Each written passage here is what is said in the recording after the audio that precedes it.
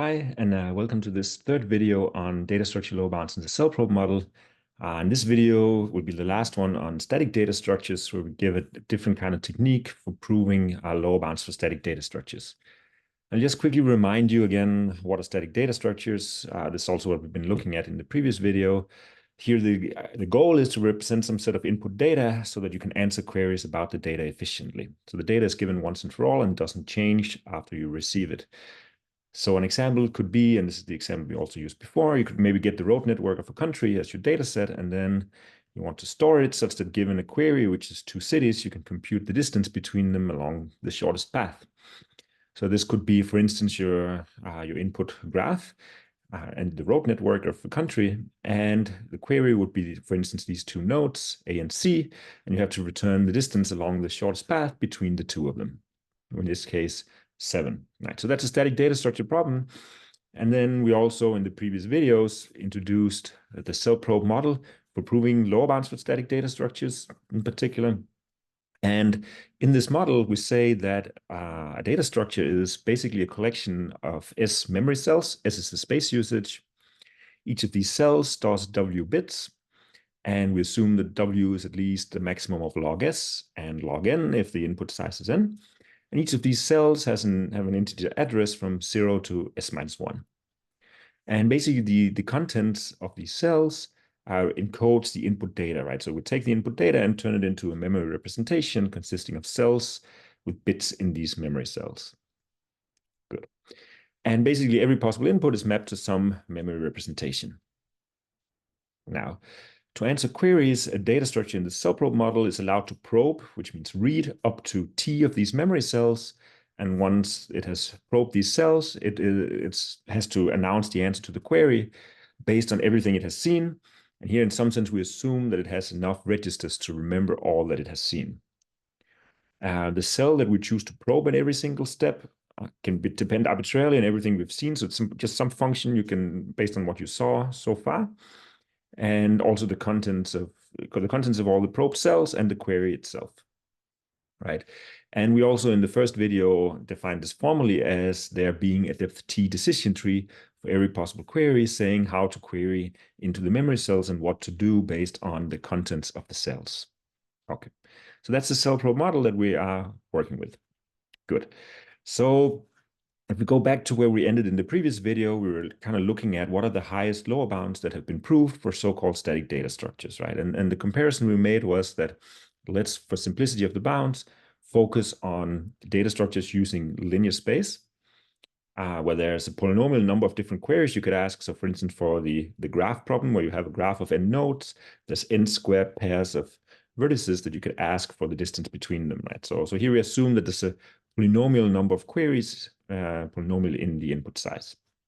And we assume the word size is just theta log n, just to keep the bounds simple. And we saw first a result by Milterson that only gives constant lower bounds in this case, but it gives super constant lower bounds if you had super polynomially many queries. And then we saw afterwards this refined reduction from communication complexity by Petrasco and Torup that allowed us to actually get meaningful lower bounds of basically the time has to be log n over log n. This was the magnitude of the lower bounds. Okay, so what we'll see in this video is, I guess, a technique of my own based on previous works as well that I'll also cite later. But this technique allows you to prove lower bounds of log n in the linear space setting. Okay, and this is still the state of the art. Okay, so let's have an idea. So what's the kind of framework for proving these lower bounds? Instead of using communication complexity, we will prove lower bounds basically by kind of a reduction from data compression.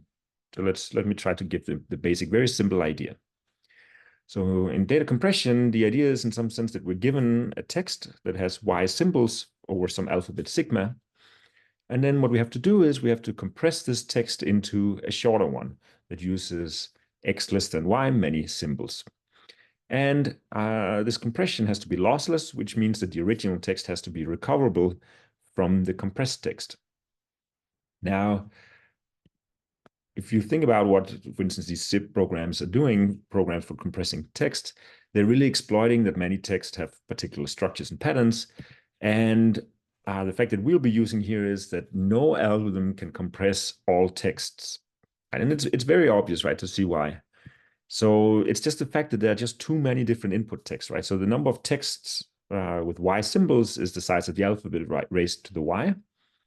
The number of possible output text, if you only have X less than Y many symbols, is the size of the alphabet to the X. So there's just not enough possible output text to give a unique representation of every input text. And if you have to be uniquely recoverable, there has to be a unique representation of every input. Right, so this is just a trivial fact that simply there's no algorithm that can compress all text. But what we're going to do now is we're going to kind of just use this fact to prove a data structure lower bound. Okay, basically, yeah. So let's try to see how could that go. So the idea is to say, well, if I have a data structure, I can use this data structure for compression. So the idea now is to say, well, if basically in some sense you're saying, oh, if I want to compress any text of Y symbols, then what I could do is I could interpret the text as an input data set to the data structure, right? So we had this example in the previous video where we were looking at building a data structure for evaluating a polynomial. So maybe there's a way to take a text and interpret it as a polynomial. So you have all these different inputs that become different polynomials as input to your data structure. The idea now is to say, well, if I have a fancy data structure, I could somehow take my input, store it in the data structure, and then do something clever based on this to construct my encoding. So my text now, and the idea is you would like the number of, or the size of your encoding to basically be a function of how efficient your data structure is, right? So it's a function of the space usage and the time. And the lower the space usage and the time is, the smaller the compression should be. If you can do this, and you can show that using this data structure, you can uniquely recover the original input text, then you know just by this fact that no algorithm can compress all text that this function of S and T has to be at least Y, right? And it gives you a lower bound, a trade-off between the space S and the time T as a function of Y, and basically the number of symbols in as part of your input. Okay, so we'll try to make this formal and give an example. So again, so I guess we refer to these types of proofs as encoding proofs, and we'll try to use it again on our toy problem of polynomial evaluation. So here again, the input is a degree n-1 polynomial p, or the prime field fp, for prime of the order of a size magnitude around n squared. Okay, and the queries that we have to answer from this data structure are just evaluation queries. So you give an x in this field, and you have to compute or evaluate p of x. Good. So let's try to give an encoding proof that kind of uses a data structure with space s and time t to encode every possible polynomial into some number of bits that depends on s and t. Okay. Now, what we know now is that there are a lot of different polynomials, right? In particular, degree n-1 polynomial has n coefficients. All of them are elements of the field of p. So there's basically p raised to the n many inputs. And if I have p raised to the n many inputs, the number of bits needed to write down all of them is the log of this. So that's n log p many bits. Otherwise, I don't have enough unique bit strings to encode all of the different polynomials, right? So the length of my bit strings have to be at least n log p in order for therefore even to be enough distinct bit strings to give each of the p to the n many polynomials their own encoding. Okay, so all that's really left now is to show how we can come up with this encoding where this f of s and t is as small as possible as a function of the space and the time. So this is what we'll try to do. And we'll do it first as a kind of warm-up. We'll show that the previous techniques can also be thought of as encoding arguments. So with that in mind, we'll try to first look at the old technique by Michelson from communication complexity and try to recast it in terms of encoding proofs. So if you remember from the previous video, the way that Michelson proved law bounds for polynomial relation is you consider a communication game. One player is Alice that has a query, one player is Bob that has the data, and then they send messages to each other, just simulating the query algorithm where in every step, Alice asks for this next cell that she wants to read, and Bob replies with the contents, and then they go back and forth. So let's try to see how we can interpret this proof as an encoding proof. Okay, so again, we want to give an encoding argument where we can encode any input polynomial of degree n-1 over the field of P. And this proof is really inspired by several previous works where you kind of pick out some memory cells and do some encoding based on them. And this is what we'll see here, right? So the paper from 2012 of my own is not the first one to do some kind of encoding argument. It's the first one to get a log and lower bound out of it, though. Okay. So what could we do? So now we're still looking back at Middleton's technique, a very simple proof. We say, okay, let's start by building the data structure. If we have a data structure, we can build it on P. Right? So that gives us a memory representation using S memory cells of W bits.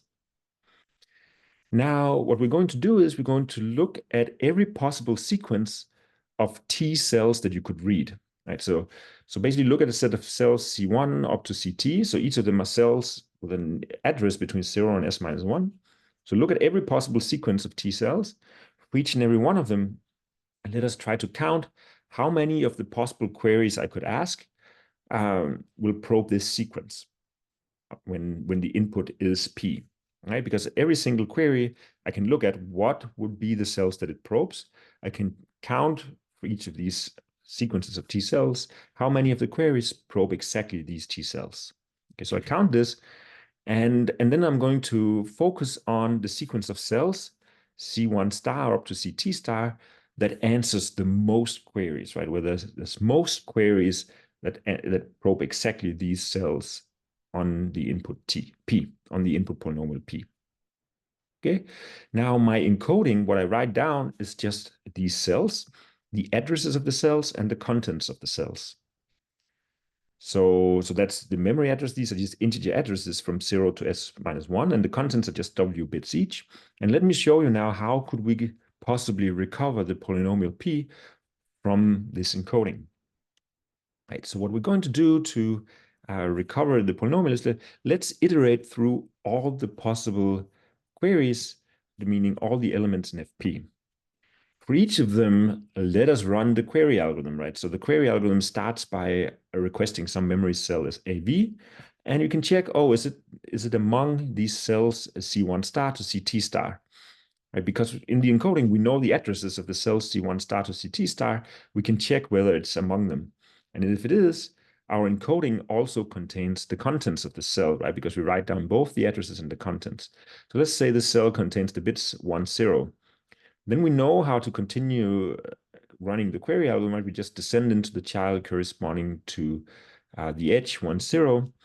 This reads some other cell with address AK, and maybe this cell is not among the blue cells, the C1 star to CT star. If this happens, that we probe something outside, then we simply just discard X, we just forget about it, and move on to the next X. So here's an X prime. Maybe this X prime first probes this blue cell. It sees that the contents are 1, 1. We can check this from the encoding. It probes another cell. Maybe this cell is also one of C1 star up to CT star. We know the contents and so on. We can continue the simulation. And let's say that we can actually simulate the whole execution of the query algorithm based on only the cells that we wrote down. Then we also learn the answer to the query, right? Because we end up in a leaf in this decision tree, and we know now we were able to answer the query from these cells that we wrote down. Okay, so if we now do the math, right, the P possible queries, we chose the sequence of cells that answers the most queries, and just the number of different sequences that could be, right? Each sequence consists of T numbers can be described basically by T addresses, each of them the S choices. So there's S to the T different sequences. And just by averaging, there has to be a sequence, in particular this C1 star to CT star, will answer at least P divided by S to the T many queries. Okay. And now we have this fact from polynomials, like a degree n-1 polynomial is uniquely determined from n points on the polynomial. So which means that if P divided by S to the T is at least n, then we have uniquely determined the polynomial. Right? So just if there's n queries being answered by the same sequence of T cells, then the polynomial is uniquely determined. Okay.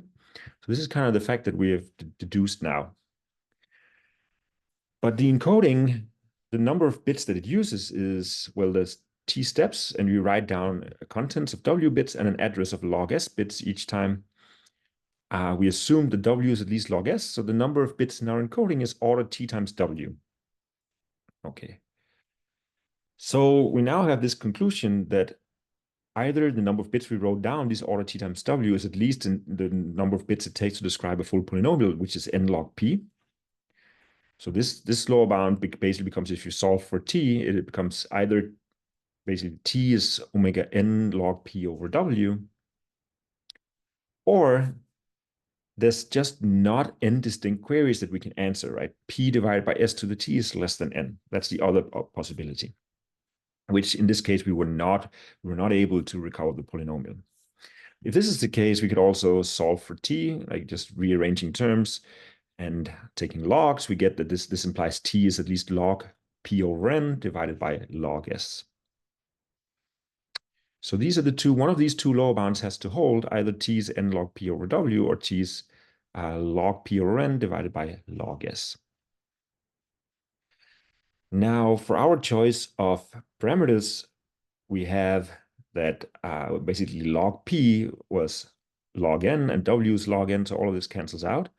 So this is just omega n. So either t is omega n, p, the number of the size of the field, right, the prime fp, was n squared in this order. So this is just log n over log s, right? So if one of the two hold, it's the minimum definitely holds, right? So we conclude that the time has to be at least log n divided by log s when the word size is log n. And this is precisely the same lower bound that Milton proved in his communication game.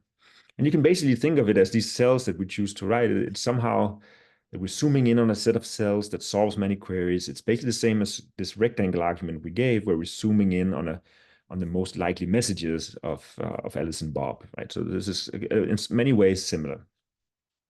Okay, so now let me show you how to modify this approach to get a lower bound of log n in the linear space setting. Right, so the idea is quite similar. So we're still considering polynomial evaluation. And what we did before, what we just did was we basically looked at every sequence of T cells. We counted how many different queries probe exactly the sequence on the input P. And then we wrote down the cells and the contents. Now, the encoding length, as we argued, was this 2 times T times W plus log S, when the number of bits W was at least log S, right? So this is at most 2TW. And the kind of main observation here that allows us to improve over the approach from Milderson is that, well, 2TW is at least, before we looked at lower bounds where T is around log n. So this is like much, much, much less than the many bits that we were actually allowed. Like the number of bits needed to describe a polynomial was n log p, right? So we're kind of being way too conservative in how many bits we're using in our encoding. Right, so the idea now in the proof is, instead of just doing these T cells that we're encoding, we want to encode many more cells. We want to choose K cells to encode for some K bigger than T. So this is kind of what we're going to do. Right, so what we're going to do is we're going to build the data structure on the polynomial P. Now we're going to look now at every possible set C of K cells. So basically we look at it as a set of cells, and we look at every possible set of K cells, and then we count for each such set how many queries probe only inside this set C on the input P. One key distinction here is also the previous proof was kind of looking at sequences of cells. So there's kind of an order to the cells that we're choosing, like that's the first cell, the second cell, the third cell. Here we're just looking at sets of cells, right? So we're looking at a set of K cells, and then for every set of K cells, we count how many queries probe only inside this set C on input P. Right? And then we're going to look at all these possible sets, and we're going to pick the set C star that answers the most queries. Okay. Then our encoding is just we write down C star addresses and contents like before. Okay, so this is our encoding. Now, to recover the polynomial, we do exactly the same as before. We iterate through all queries that you could ask. For every x, we run the query algorithm. We can check if it, because we have all the addresses, we can check whether it reads inside the set C star. If it does, we also know the contents, and we can continue the simulation. And maybe it reads something outside, in which case we simply discard the query x, and we move on to the next query x prime. We simulate all the probes that it's making, and if indeed all the probes that it makes is inside the set C star, we manage to answer the query and obtain the answer, right? So when we learn a point on the polynomial. Okay. So let's try to figure out how many queries can we actually answer in this procedure. Okay, so there are p different queries. Now, the second observation is how many different sets C is there we could choose from when we chose C star. But they're all k-size subsets of the memory, so there's S choose k many different sets. Okay. Now, the next observation is that every query now is not answered by just one set, but there are actually many sets that can answer a query. In particular, they're basically the T cells that have to be part of the set, like namely the T cells that you probe, and all the others can be anything. So, which means that any query is actually answered by S minus T choose K minus T sets, which means we need all the sets that contain precisely the T cells that you need. Right, so the T out of S cells that have to be part of C, and we can choose K cells in total. So every query is answered by a lot of cells. S minus T choose K minus T sets. Okay. And now we can just average, right? So if every query, the P queries, each is answered by S minus T choose K minus T sets, averaging overall S choose K sets, this is the number of different queries we can answer. And if this number is at least n, then we know that the polynomial p is uniquely determined. Okay. So this was just by averaging. So let's try and use these properties we have now. So we wrote down this set C star. We know that if this inequality is true, then p is uniquely determined, right? This is the number of queries we can answer. Okay, so there's a few conclusions. So we know that the encoding that we just did, right? We wrote down k cells. Each was w plus log s bits for an address and the contents, which is at most 2 kw bits. Okay.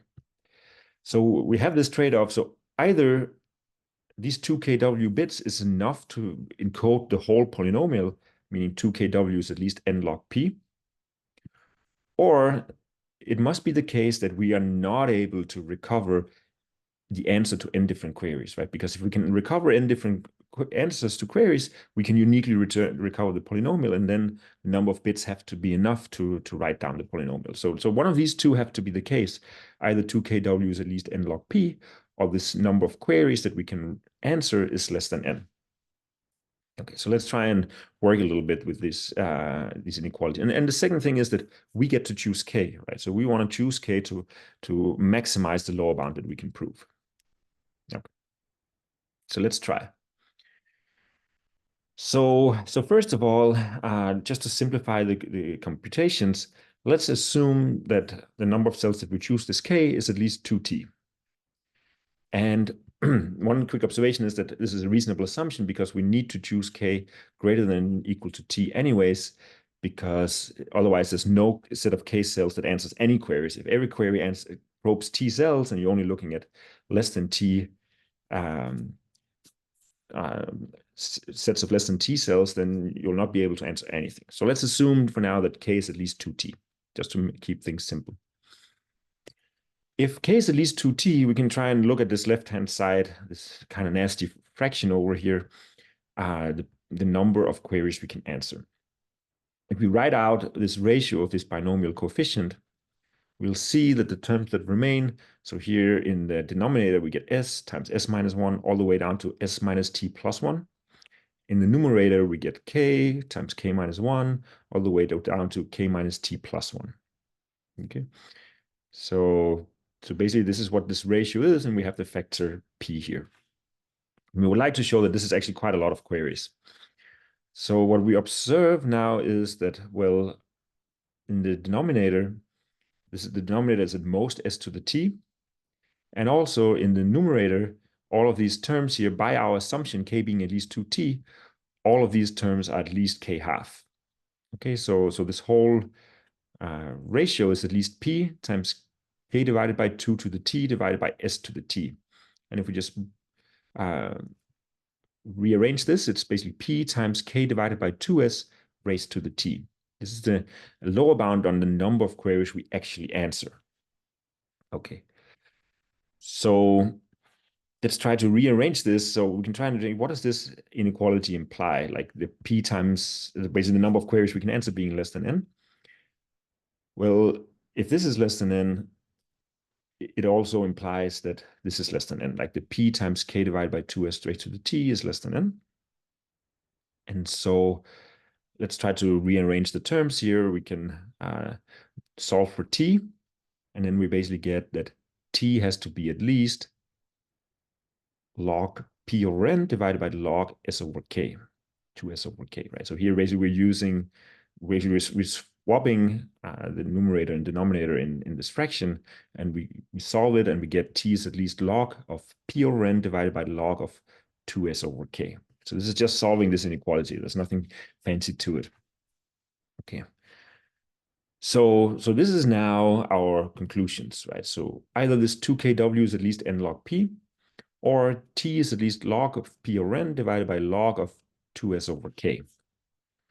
Now, good. So we simplified it a little bit. This expression is a little bit easier to work with, and it's still us that are choosing the k. So if we look at the second bound, right, one of these two will hold. The second bound gets stronger and stronger. It's a higher lower bound, the bigger k we choose, right? We want to choose k as large as possible, because then this the thing that we're dividing by here is as small as possible, right? So we would like to choose k, which is also an intuition we had. We would like to choose many, many cells to put in our encoding. We want to choose k as big as possible, but we would like to choose it such that the first inequality is not true. Okay, so what we can do is we could set k to be n log p over 4w, because then if we insert it up here, then 2kw times becomes n log p half, right? So if we just say 2 times w multiplied with this, we get n log p half. So n log p half is not greater than or equal to n log p, which means that the second inequality has to hold. Okay, so the second inequality has to hold, with k being n log p over 4w. If we insert this, then the lower bound becomes t is at least log of p over n divided by log of 8sw over n log p. Okay, so this is the lower bound we get. There was one more thing that we had to remember here, was that there was also a constraint that we had to choose k at least as 2t. Okay, we already said we want to use this k up here. So inserting this k means that n log p over 4w has to be at least 2t. If we combine these two conditions, we get that, well, either it has to be the case that t is at least n log p over w, this is what follows from the bottom one here, or this lower bound must hold. Okay, so this lower bound is really the one that we end up with, but if we're not careful, we really need this first term here. And if we stare about, let's have a look at it again, right? So either t is at least n log p over w, or t is at least log p over n divided by log of this sw or n log p. So these are the lower bounds. If we insert the choice of parameters that we have, yes, p is theta n squared and w is log n, then the first one becomes t is omega n. And well, this p squared divided, the n squared divided by n is just a log n. And if we have a w being log n, then what is left over here, the w cancels the log p, and then we just get 8s over n. Okay, so this is the lower bound. Either t is linear, or it's log n over log, basically s over n. Of course, the second lower bound here is the one that is the smallest one, so that's the one that gives us our lower bound. Right. So maybe let me make a small comment here. If we could look at the top lower bound, when is the first part ever relevant, right? We have this kind of weird constraint that t is n log p over w. Is this part ever relevant in the lower bound? And if we think about it, an assumption that we make, a natural assumption, is that the word size, the w, the number of bits, is also at least log p, right? It should be enough to store a field element to store a query. If that's the case, then these two might cancel out, and the first lower bound is omega n. T is omega n. Whereas, and this doesn't even depend on P anymore. Whereas the second part of the lower bound, this log P over N over log SW or N log P, if the W's and the log P's cancel out again, it's again S over N. So the second lower bound grows with P, and the first one is just omega N, T is omega N. So it means that if the field size is super, super large, like more than exponentially large in N, then actually the first lower bound could be the one that matters, like T is omega N. Okay, so this is not really that important for most case settings of parameters, but you actually do have to be a little careful if the field size and the number of queries ends up being more than exponential in N. Okay, but really for this setting of parameters that we care about, the lower bound becomes T is log N over log S over N. Right. Linear space is basically S is order N, and you can see that the lower bound now becomes T is omega log N. Right, so we actually managed to improve from log N over log N to a log N lower bound. For linear space, polynomial many queries, word size log N, the lower bound becomes log N. Right. If we were a little bit more careful and also included dependency on the space usage, the lower bounds look like this. The first one becomes log N over log S. The second one by Petrasco and Toro becomes log N over log of S T over N. And this is this T in here is the reason why you only get log N over log N high lower bound, whereas the last one is log N over log S over N. So it is actually an improvement, and that gives us this clean log N lower bound for linear space. Of course, as soon as the space is just N poly log N, there's no difference between the two last techniques, but there is in the linear space setting. If we go all the way and include the number of queries and let the word size be big enough to basically be theta log P plus log N plus log S, which is a very natural choice of word, and then the lower bounds become this. The one by Milderson says either T has to be log of P over N divided by log S, or T has to be N. The Petrasco and Toro one becomes either T is log of P over N divided by log of ST over N, or T is at least N. And the final one becomes basically T is log P over N over log S over N, or T is at least N. Right? So these are the lower bounds and the state of the art in static data structure lower bounds. Let me just conclude by mentioning that actually Siegel had a result dating all the way back to 2004 that actually proved the lower bound like this based on something very, very similar to the cell sampling, or just kind of picking a set of cells that solves many queries.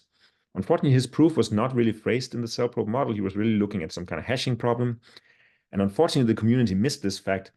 And I guess if people had seen this connection, could have saved the community a bunch of work throughout these years. Right. But this really concludes the story of the static data structure lower bounds if we look at the highest record lower bounds.